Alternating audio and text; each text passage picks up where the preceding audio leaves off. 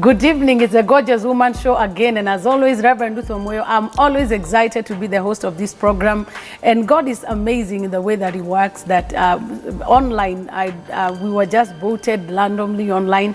They were looking for international TV hosts and TV shows, and it happened that in Kenya, the Gorgeous Woman Show and Reverend Ruth Omoyo has been nominated by the Praise Factor Awards International from Atlanta, Georgia, as finalists for the best TV show and the best TV host. And Covenant Television Network, which is actually why we are here, has also been nominated as the International TV of the Year. So kindly to vote, just go to our social media page, Covenant Television Network or Reverend Ruth Omoyo, and just go like and share, comment about the poster, and if possible, tag to Praise Awards, and I believe that advert will come to you. You will see it at the Praise Factor Awards. Tag them on their page, and that will be counted as a vote. The final is happening this coming September. Make sure that you vote for us. I have a wonderful guest that has joined us today, and her name is Cynthia. But she will introduce herself better. Betty Cynthia, she will tell us more about herself. It's more basically a case of 6 attempts of suicide. Attempted suicide for 6 times. I've had people attempt once, twice, 3, 4, but 6 times is a lot. And she looks like a young girl. Maybe she will tell us what she has gone through, but later came to realize that it's about mental illness is real, and people have been assuming that you just commit suicide because you are hopeless or you don't have the emotional strength to withstand pressure, but far from it. And she will be the best person to talk about it. So welcome so much, Betty Cynthia. Thank you. A joy to have you. Thank you for having me. You're most welcome. So where do you come from? Do you have siblings? Basically tell us about who you are. Yeah, my name is Betty Cynthia. Yes. I'm the third born in a family of 4.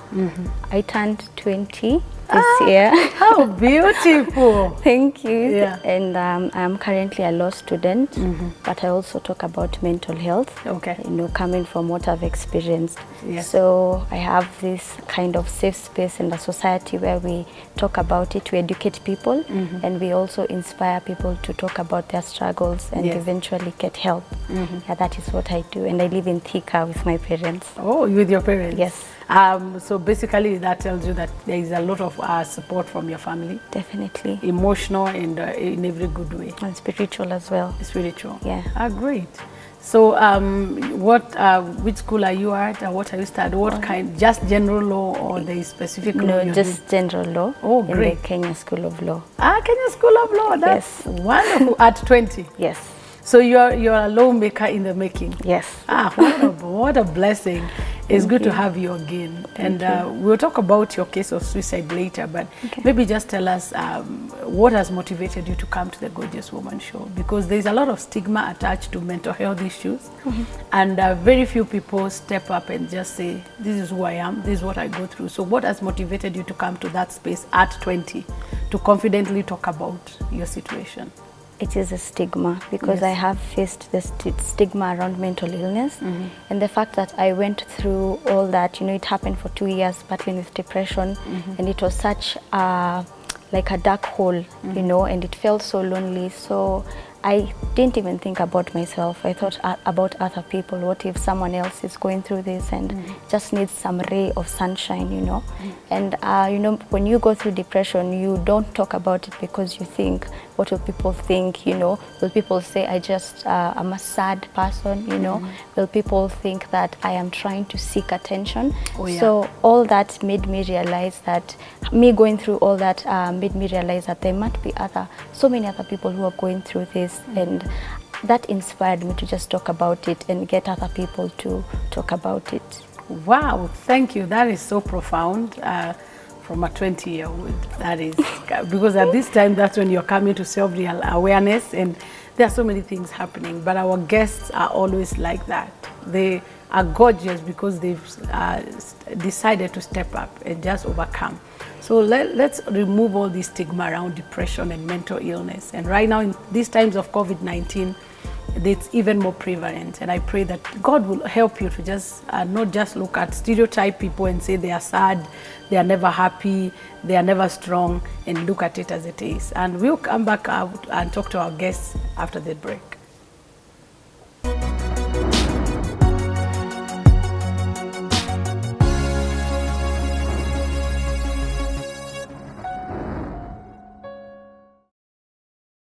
So welcome back, our viewer. As I intimated earlier, our guest is Betty Cynthia, and she will discuss about her journey through mental illness. And you're most welcome. So Betty, Yes. tell us more. So you are in this space. You said you are in a dark hole. Yes. Can you describe to us how it felt? Wow. It felt like I was alone, yet I had all this support. I think for me it was more painful because I have very supportive parents, you know, and going through something where you don't know where you're going, you don't know where you're from, and you don't even know where you're at. That lack of knowing what to do, that was very painful. And I was in high school, so you know I have some growing up to do, and in this growing up I am diagnosed with a mental illness, and I have all these suicide attempts to my name. And there is this way people think that she's not okay, you know. I don't know why mental illness is slashed as madness, because at one point people thought that Betty is not okay, you know, she's a little bit crazy. And people did, like some of my friends didn't come close to me because they even thought mental illness is communicable, you know, and we were in Form 4. So no one wanted to lose content for the KCSE. So at one point I was I was stigmatized, literally stigmatized, because people thought it's mental illness, so it's affected to the mind. So if you come close to this one, It's transferable. you don't know. Yeah, you don't know. And I was a head girl as well. So that was so much. I think for me it was more of bottling up my feelings.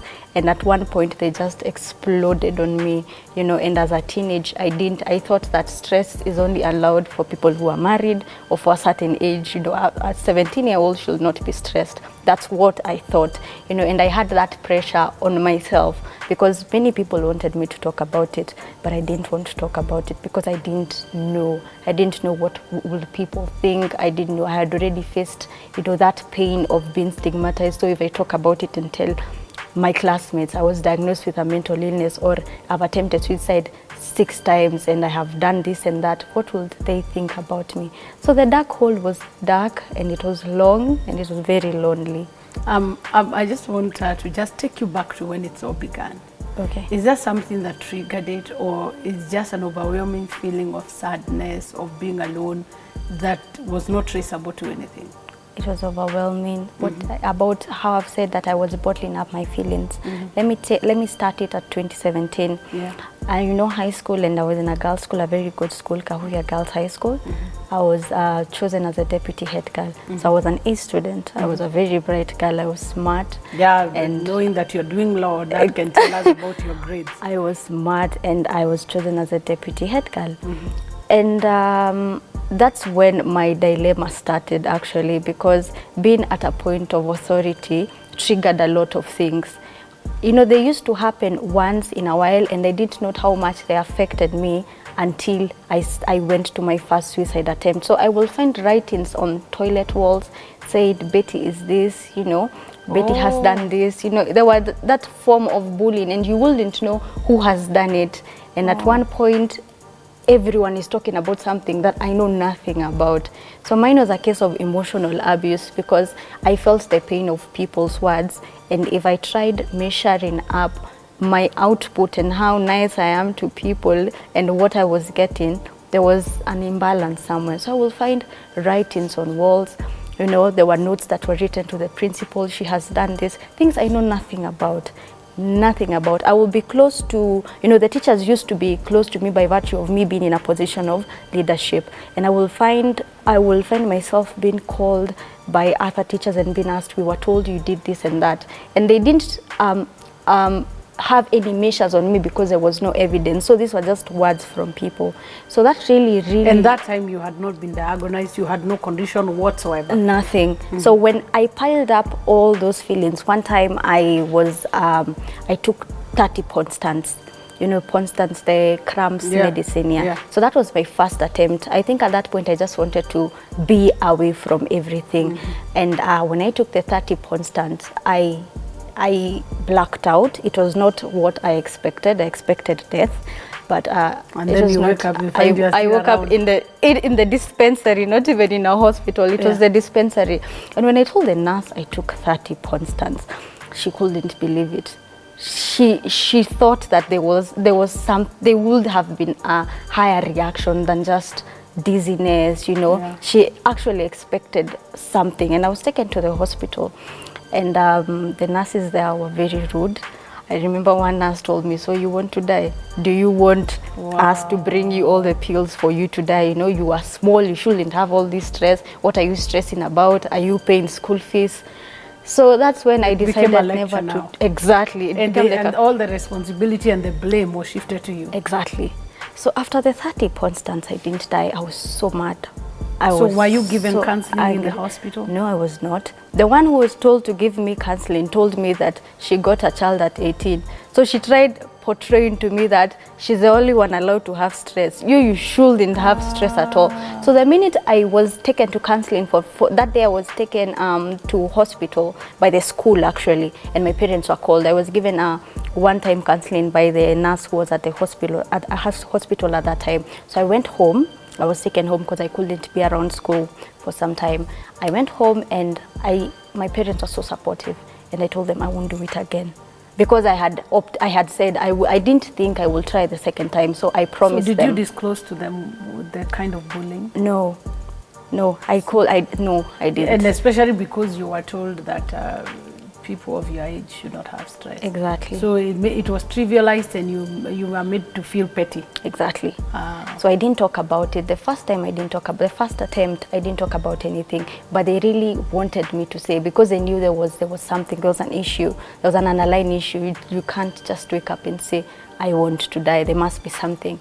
But at that time, I didn't think being bullied was such a big issue. The way people had portrayed that problem to me now seemed very small. I also trivialized and underestimated myself, you know. And I went back to school, and wanting to die became a hobby for me. You see, the way people desire to live, desiring to die really became something that I constantly thought about. Because now after the suicide attempt, did it now bring more stigma and more isolation? Exactly, because when I went home that one time, when I came back, people thought that, I don't know at one point what even triggered this, but I had people say that she was pregnant and she went to abort. So I wondered, what is my gestation period? If I'm pregnant, you can't see it. You know, it triggered a lot within me. So every week had a new story about Betty. For my 4 years, every week had something new. And all this started in Form 3. Form 1, Form 2 was, you know, that beautiful was until life. you became the deputy head. Exactly. So I think that attracted so much negative more than positive, you know.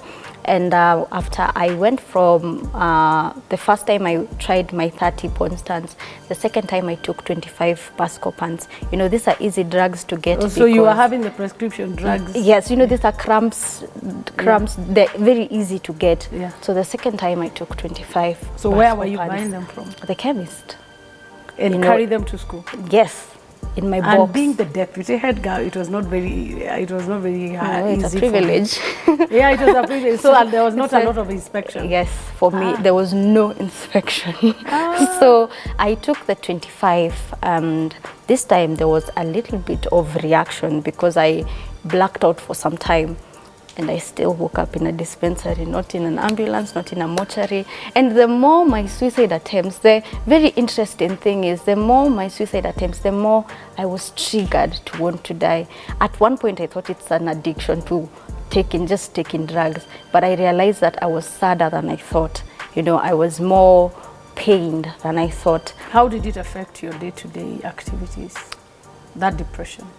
Wow, it really did affect me. And you know, in school, I didn't talk much. I would be sad a lot. And you know, in school, I wouldn't note that it has affected my day-to-day activities because I'm following a routine. You know, I'm on a routine. You have to wake up by this time. You have to want to do this. As much as at times I didn't want to wake up, I just wanted to sleep the whole day and just be in bed and be my miserable self. But you know, being in school, I didn't have that kind of privilege. Maybe if I was at home, I would have noted it has affected my day-to-day activities. But when you're in school, you're on a routine.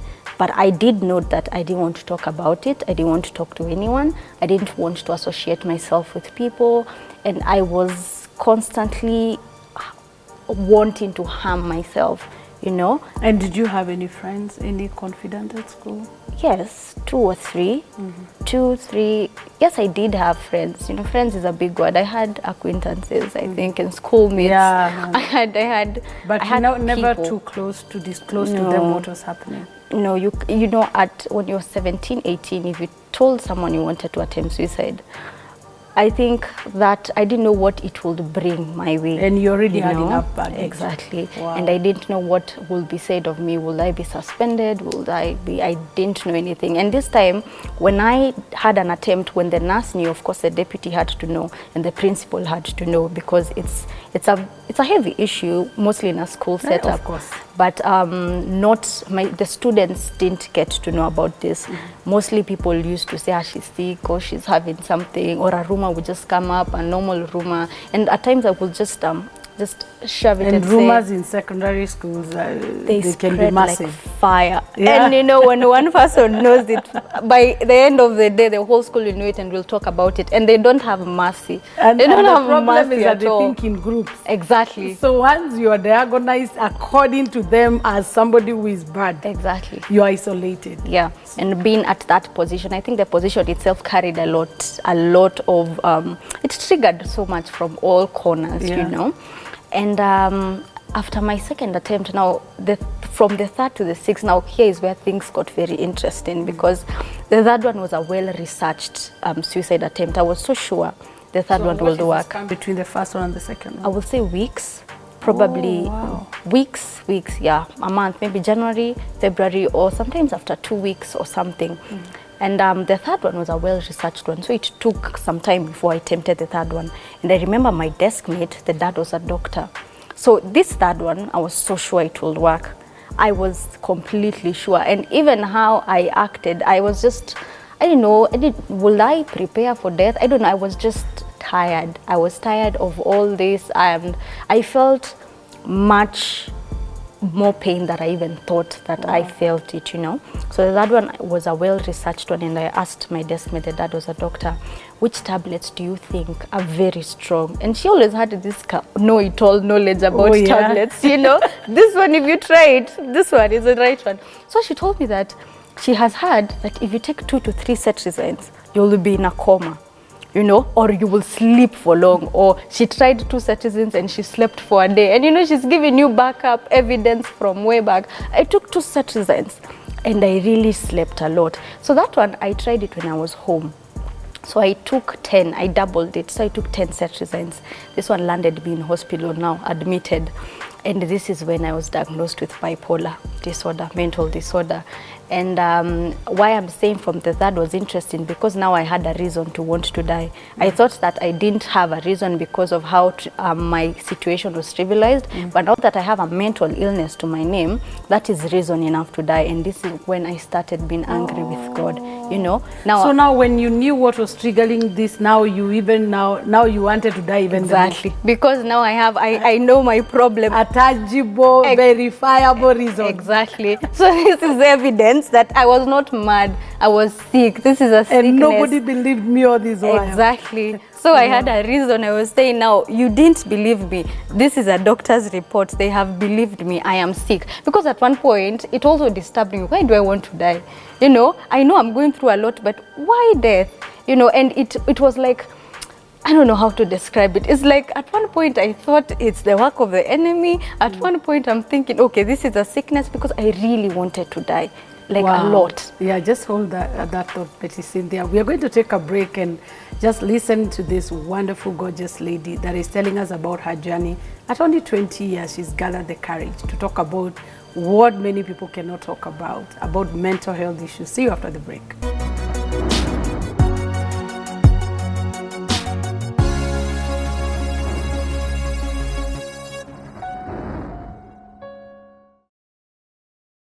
Welcome back, and we are talking with my guest, Betty Cynthia, and she runs an organization, and she'll tell us more about it, about mental health issues. And already she's an inspiration. And if you have a teenage daughter that is telling you that they are going through, or maybe even a boy, that is going through bullying at school, don't take it for granted. Don't trivialize their issues. Everybody deserves a hearing, and especially when it comes to teenage and adolescents, they go through a lot of crises in development, peer pressure. They are trying to define themselves. So if you don't give them a hearing and it's added to their complexity, then life becomes unbearable. And that has been the case for my guest. We were at the third suicide attempt, and you took 10 set reasons. Yeah. After your friend in school told you she took 2 and blacked out, so you decided times 5. Yeah. And then you found yourself in hospital and I was diagnosed with bipolar. Yeah. So what kind of tests did they run to you to come to that place? It was more of a sitting with a psychologist and a psychiatrist, I mean. And she really asked me lots of questions. There was no physical test. This was more of what I thought and how I answered the questions and how they had observed me, you know, with a record of now 3 suicide attempts. Within a very short span. This one is, there must be a problem. So I was seated in bed and the doctor came in and called my parents out first because, you know, we had, personally, I had not known there's anything like depression is a disease in itself that needs medication. So I had no knowledge about mental health. I had no knowledge about mental illness. I didn't know if bipolar will kill you. I didn't know if it's curable. I didn't know anything about it. Or you've been in Madare hospital. You know, exactly. I didn't know if there was a transfer to be done that day, and then I would be in a ward somewhere with other people in white clothes, you know. So when my parents got out and they came in and they told me, okay, the doctors have said that you have bipolar. Okay, I'm like, continue. And they explained about it. It's a mental illness. This is what you're going to need to do. You're going to stay in hospital for this time for us to observe you, you know, and all that kind of formalities. So after that, I was put under antidepressants. And that is another journey that I really need to talk about because I was put on very heavy antidepressants. And at one time I would feel very dizzy. At times they would just sap all the energy out of me. You know, they were told that they need to balance my moods, you know. And because bipolar is one time you have a manic episode, you're too happy, and another time you're too depressed. So they needed to balance my emotions. And that for me, what the doctors used to say was not what I used to hear, because that for me told me that I don't have control of my emotions and I need tablets to manage them. Exactly. So I don't know why everything that everyone said seemed like a bad thing. Even those who really tried to help. At that point, I think I didn't even want to hear what people wanted to say. I didn't want to listen to anyone because now you're not the one who has been diagnosed with a mental illness, and in your family, even your ancestors, I don't think there's anyone with a mental illness in that journey. So for me, it was more of a why me situation, you know. And being at 17, I think that's a lot for a 17-year-old to bag in. So we fast forward, I was diagnosed with bipolar. I started the journey of seeing a therapist and being put under antidepressants. So my 4th attempt was now in 2018. Now I'm in Form 4. Surprisingly, from the deputy head girl, I'm promoted. I am put as a head girl. So that does not affect your performance not as really. A leader and academically? No, but it did at the end of my Form 4 year in a way, because my Form 4 year I was in and out of hospital, in and out of therapy. I was in and out of, you know, my emotions myself. One time I'm so sad, I don't understand what's going on.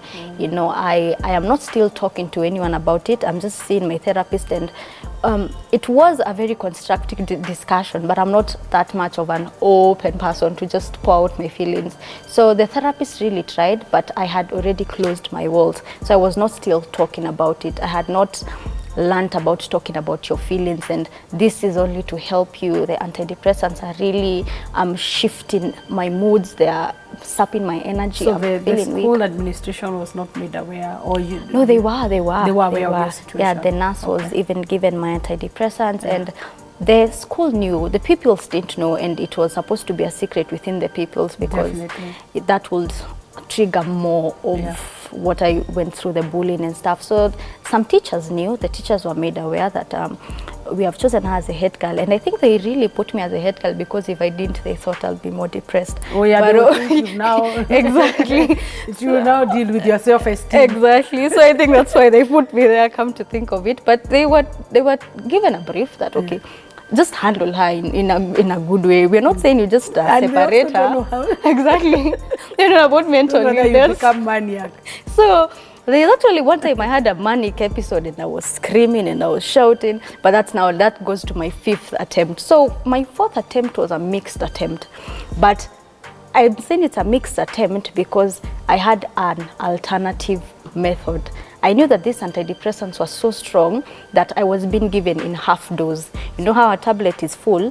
They were so strong that I used to take like half grams of the full grams. So the nurse used to cut it. I take one in the morning and another one in the evening. They were that strong for me. So I asked myself, and the good thing about this, good thing, quote, quote, is I couldn't take them in school, no, not in school, but during the day. I had to take them when I'm going to sleep because they're that strong. So after, I was very cunning, and the nurse used to give it to me at around 5, and I was allowed to take them before I get to bed at 11 because the nurse was not open at 11. So I was being given my tablets in the evening. I keep them, and my friend is told, I had this best friend who was told, just make sure she takes them before she gets to sleep because 11 is when we go to bed. So at 11 I used to take them. So the 4th attempt mostly was during midterm. That's when I just used to find tablets around and I used to bet on them. Will this one kill me? Will this one not kill me? So I just used to take them.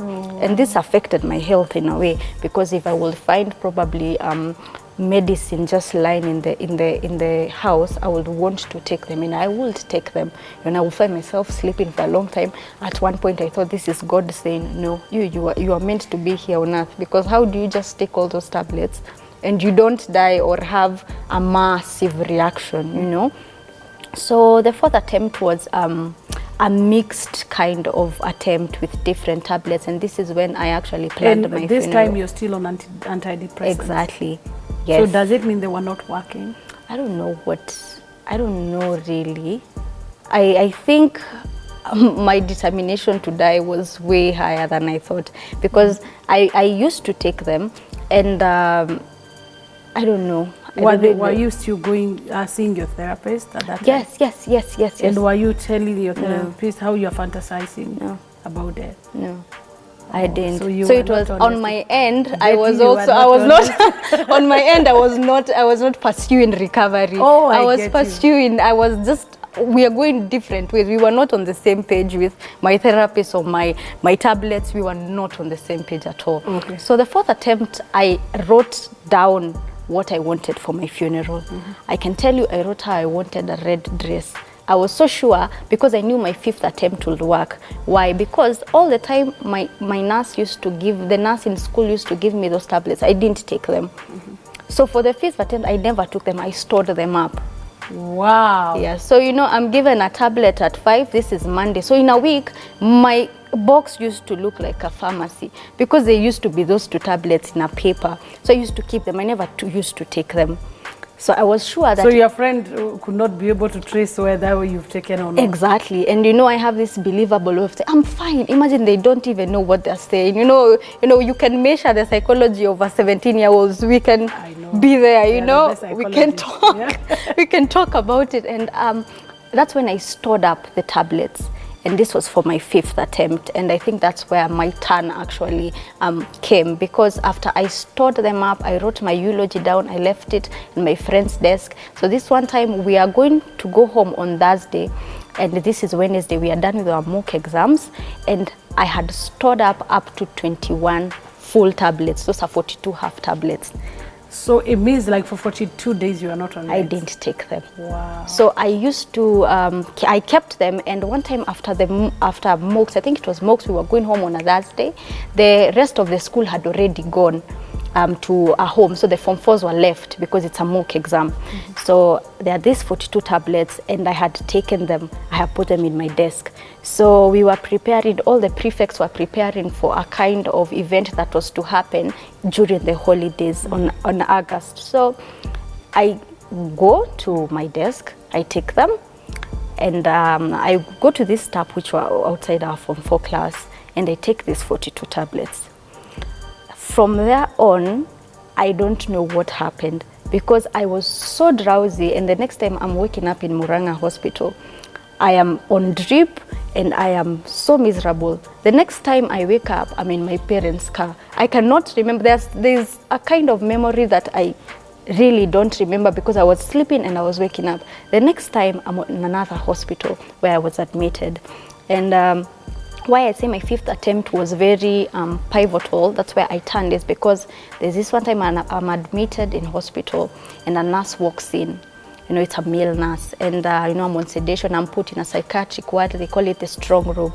It's just a white room, actually, more like the ones in Mathare, but it's just like a small room with white and a ventilation area, and I'm alone in the room.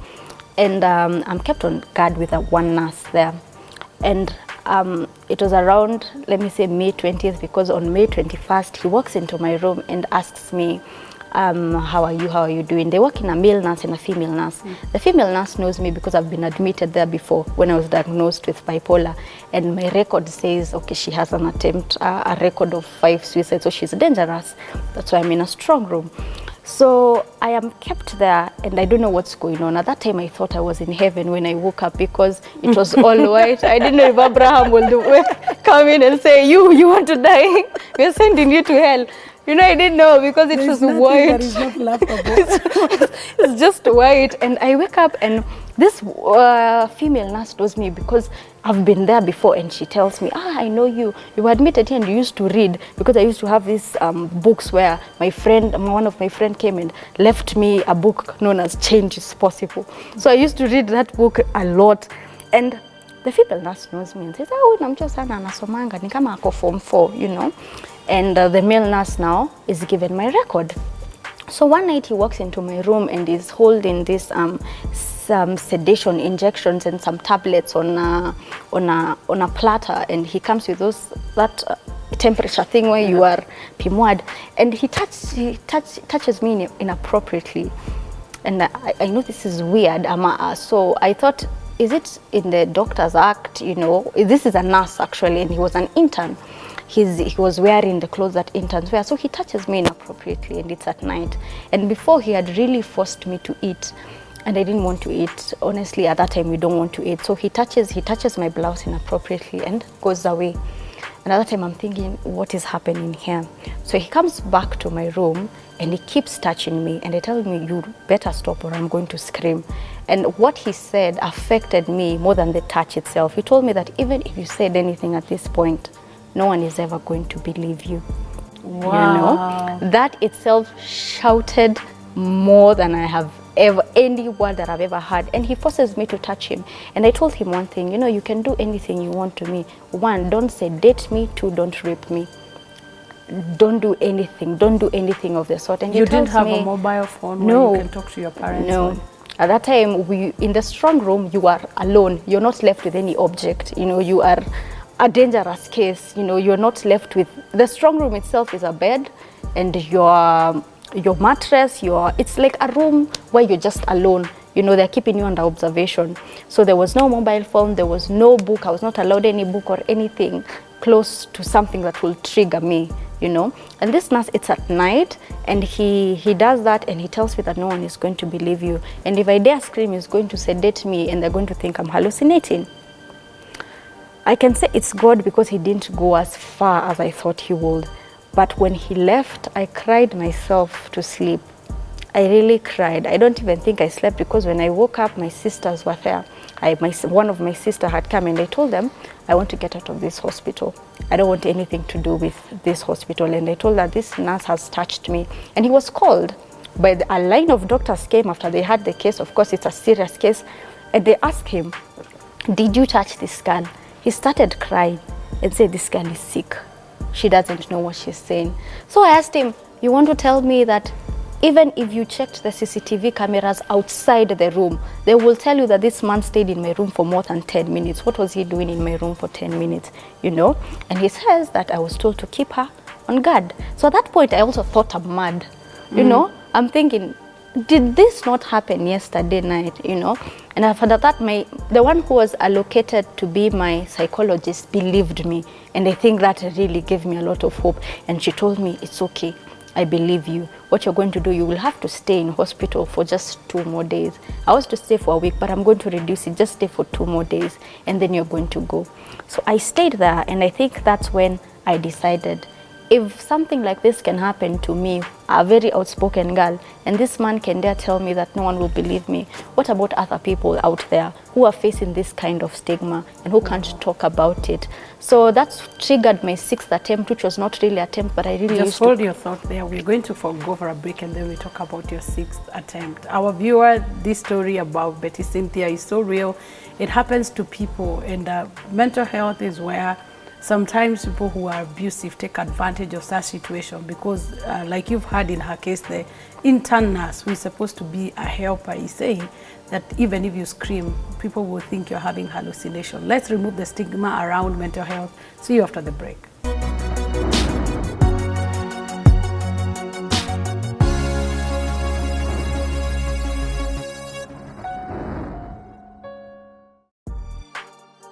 Welcome back, our viewer. Our guest is Betty Cynthia. Her story about her journey through, from depression to diagnosed bipolar, suicide attempts, and she wind up and tell us. So after now you are hospitalized, you came out, you had a 6th attempt. Yes. Okay, was it after you came out of hospital? Yes. After I came out of hospital now, the 6th attempt was more of my outward expression to what I felt inside. You know, this is where now I started actually talking, but it was so painful, mostly considering that this man had done this to me, and I'm very reserved. You know, I'm very reserved is the best word to describe me. And the 6th attempt, I used to really cut myself with razor blades constantly, and every time I used to feel pain, I decided to resort to self-harm. So I didn't really want to die, but I wanted that pain to there was a lot of therapeutic feeling when I used to cut myself and see blood, which was a little bit weird. But it's actually one of the signs of mental illness. Yes, so it's not just about demons. And demons, of course, it's good to rationalize it, and of course in a more intellectual way. But some of these are tell signs that somebody is having a mental illness, that deriving pleasure in pain. Yeah. So here is where now I used to wear my blazer. You know, as a head girl, you're given a black blazer, so it was not easy for people to know that she's going through all this. You used to do it in school? Yes, a lot of times. All my cutting attempts were in school, and that is when one time I'm in the deputy's office and she tells me, "You always stay in your blazer. Why do you always stay in your blazer?" I'm like, "Oh, it's a sign of authority. And no, there's something wrong with you." And she knows. She used to really, one thing I thank God for is the deputy and the principal were very supportive. If there's something I experienced with a motherly nature, I didn't see them as my disciplinarians, because they really understood the situation, and they used to check up a lot of times. And when I came back from the hospital, they had, okay, this one took all this, and it was in school, and I was in school when I did that attempt, you know, being rushed to hospital. It was a school bus that took me to hospital, so they knew this, and some of the Form 4s. Funny enough, till date, the whole school knows about my story because I talked about it afterwards. When we were in school, they never knew any of this was happening. So they heard about it when I first went live with my story. That's when they heard about it. So the deputy asks me, "Why do you wear your blazer?" And I told her it's just a sign of authority. And she said, "No, Betty, remove that blazer." And I had all these marks on my hand. And that's when they called my parents. How bad was it? They used to swell up, and some, you know, it wasn't deep cutting, but just to see blood. Exactly. You know, I used to see blood and really feel like, okay, yeah, all that pain is now out, and I used to be okay. Oh, so it's all like doing it was therapeutic for you to see the blood coming out. Exactly, and to feel that pain, because I could, at no point will I compare physical pain and emotional pain. Emotional pain was far worse than the physical pain that I felt. So when she saw this, she was so surprised, and she asked me, "Do you want to go home again?" I said no. So my parents were called. We sat at this corner, and I think that's when I saw my mom and dad, and I decided, you know what, you have to try, Betty, at least try, because I was not trying at all to leave. I was not So put how in some were your effort. parents at this time? Did you see their sadness, or what did you Yes, I saw their tears at one point. It was so sad for me, and all that effort coming from Thika to Nairobi to see me in the hospital. So I decided to look at it from a different perspective. Yes, I was still hurting. I can't say because I chose to look at it from a different perspective, it took away the hurt. I was still hurting, but I had a reason to found a want reason to to live. live. Yeah. Exactly. Seeing how supportive they come. You know, my school is in Muranga. Coming from Thika again to Muranga every time, seeing how the teachers really wanted to know my problem and make me you know, a better person, a better student, you know, try to find other forms of escape for me, you know. And they asked me, do you want us to get you down as a head girl? Because if that is a problem, we can. I said, no, that will actually be far much worse than that. So I think after I finished my Form 4, that's when I decided to talk about it. And I think that's where my solace has come from. When I talk about it and I hear other people are going through it, I feel like I will never be alone. And the fact that I So get a quick to... one, how you didn't tell us about the 6th one. Oh, the 6th one is the cutting. Is the cutting? Yes, Oh, the okay. cutting is the 6th one. It Okay. was, I call You it thought an it would attempt. make you die? In a way, yes, yeah. because at one I had put a mark here. If I'm ever tired, I'm just going to slit it. So actually my cutting used to start from here all the way, because I knew if you cut your wrist, you would eventually die. So I call it an attempt because at one point I knew it can make me die, but at the other time, it's just my form of relieving myself and my pain, you know. So after that, I talked about it the first time. The feedback was amazing, and I got people saying, imagine I tried this time, and I'm like, oh my God, I get to pour my heart out to other people. And you know, after what happened in hospital, I decided to just stay away from, let me quote, stay away from God, because I was so mad. I can you know, imagine. I'm like, you have allowed a mental illness to be bestowed upon my name. You have not allowed a nurse into my room to do all this, and then you have put 6 suicide attempts to my name. I really did blame God for this, you know, and I didn't understand that from his perspective, everything that happens is good for us, you know, because this has really birthed a lot of blessings. All that burden has birthed a lot of blessings. All that test has birthed a testimony. That mess has birthed a message.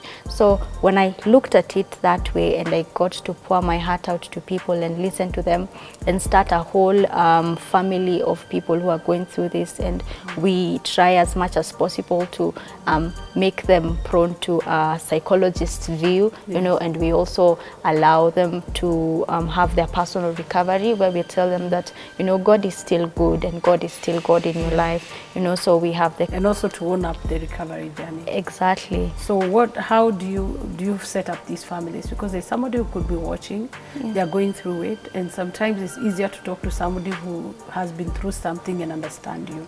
Yeah. So how can they join you? How can they get to you? So we have this Instagram page, MSD Foundation underscore MSD. Okay. Foundation underscore KE. Okay. Facebook MSD Foundation. Yes. And I think when you approach us from there, we have these support groups where we meet and talk about it. You know, before Corona happened, we used to meet physically, and we used to sit in a circle and just talk about everything that they are going through. And we used to have workshops as well, where we meet and we hear from a psychologist, you know, tells us that this is normal, you know, and it's okay not to be okay. So if you feel like this is the way to go, you know, we are more of creating a pathway to recovery for them. And at the same time, it's a more of a Christian backgrounded foundation, because in the same time, I really encourage them to, you know, appreciate that God is still God in their life. Yeah, and actually when it comes to mental health issues and all issues of our lives, when you're anchored in God, the journey becomes easier. Yeah. So are you still on your meds, and what would you advise somebody that feels that they don't need to take medication because they can handle it? I think it's better to embrace both sides of it, you know. I wouldn't tell them, get off your meds, you know. As I said, there's a clinical recovery that it really involves that aspect of seeing a therapist and talking about it and taking the meds. And there's also the personal recovery part where you actually need to sit down and tell yourself that the world is not done with my existence. Oh, yes. God is not done with my story, and I've not finished writing my story. So I wouldn't tell someone, get off your meds, because I have been on them for a while. It's only till recently I've been weaning them off, you know. Because you don't just stop them. Exactly. Yeah, the repercussions of stopping abruptly would be actually more lethal than even before. Yeah. So I've been winning them. It has been a journey. It's not a destination where I've just stopped. It's a journey. So I will encourage someone who's going through this and feels, because there's a pain of not wanting to be under antidepressants because of how they make you feel, but embrace it, you know, as a clinical recovery, and also embrace the journey of every day. Tell yourself that I want to see tomorrow. Amen. And I have a reason to see tomorrow. What is that scripture that you love so much that you can share with somebody that has gone through what you've gone through? I shall not die but live to proclaim the goodness of the Lord. Amen. And on that note, we stop at that. I shall not die, but live to declare the goodness of God. David said that in very controversial circumstances, when he was almost like threatened on every side, but he decided, I'm going to live. So decide to live. And it's always a joy to have you on the Gorgeous Woman Show.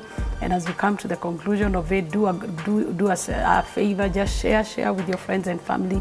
And once again, you can reach out to Betty in case you know someone or you're going through that, through her Instagram page, and just be in a community of people that understand you. God bless you.